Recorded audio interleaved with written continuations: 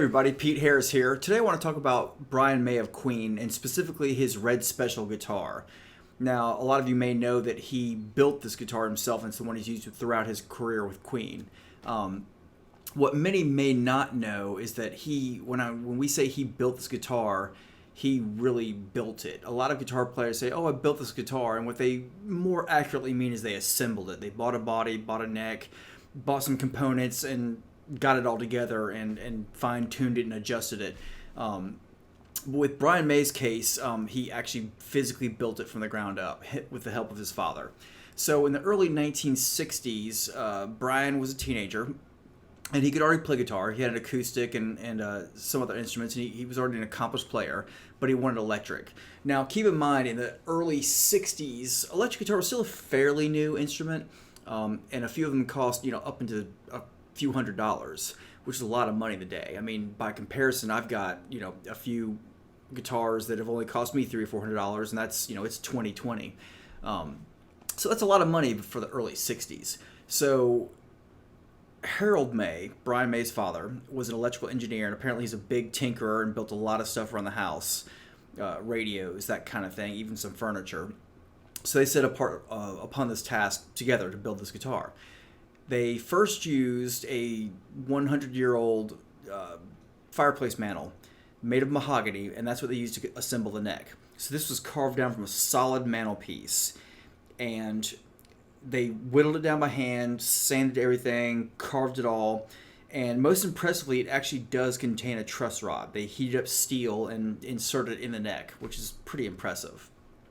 The body of the guitar is oak, and this was recycled from an old oak table. And once again, oak, just like mahogany, is a hardwood. And by hand, Brian sanded this down, cut it out of this huge hunk of wood, and slowly formed the body of this guitar out of that. Now, he apparently at some point wanted it to be sort of a semi-acoustic guitar, so he does have resonant chambers carved into the guitar. And I think he was planning on building an F-hole into the front, carving an F-hole in there, but decided against it before it was complete. So it does still have the resonant chambers in there. Another impressive part of this guitar is they actually built a vibrato system, the vibrato bar, whammy bar, whatever you want to call it. They machined the parts, designed a system. It's a knife edge tremolo where it meets the bridge, and they actually harden the steel over the stove.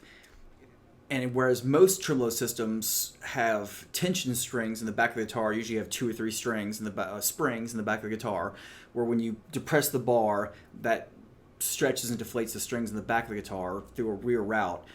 The Red Special has front-mounted compression springs. They're just below the bridge. And he actually used the valve springs from a motorcycle, which is really impressive. And I remember as a teenager reading that they used the springs from a motorcycle, and I was thinking in my head, I had like shock springs pictured. I was like, how does that work? You got a spring this big in the back of the guitar, but it's valve springs, so obviously much smaller. But they're below the bridge and just mounted underneath the body right there. Another insane detail about the Red Special is that Brian May actually made his own pickups. He went to the store and bought magnets and meticulously by hand wound copper wire 1,000 times around these magnets to form his own pickups, and they actually worked. I don't think he had an amplifier at the time, but the story goes he plugged into the radio and they actually worked, and he was using that. These are the original pickups in the Red Special. There was some problems with string bending once you went across the pole pieces and away from the magnets when you bend the strings. It was phasing out and losing volume. So relatively soon after that, he switched to real pickups, store-bought pickups, and that's what's still in the guitar today. But he's used it throughout the career, and I think it went 40 years before he had to have it like professionally refurbished because it had been built at such a solid chunk of wood that it was far more over-engineered than any store-bought guitar you could get.